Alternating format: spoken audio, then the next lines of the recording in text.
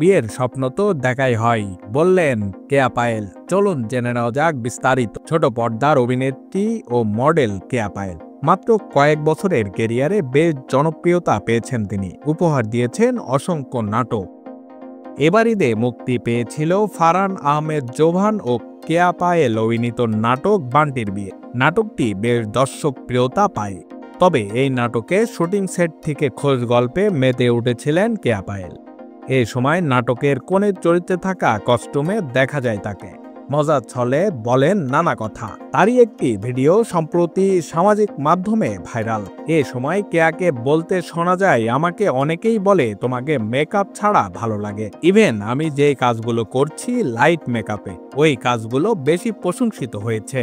বয়স ও বয়সের ছাপ প্রসঙ্গে অভিনেত্রী মজা করে বলেন, আমার বয়স 12তেই থেকে আছে, এরপর আর বাড়ে নাই বোধহয়। মানে বয়স যতই বাড়ুক, মনের দিক থেকে আমি আসলে মনে করি আমার বয়স এখনো 12।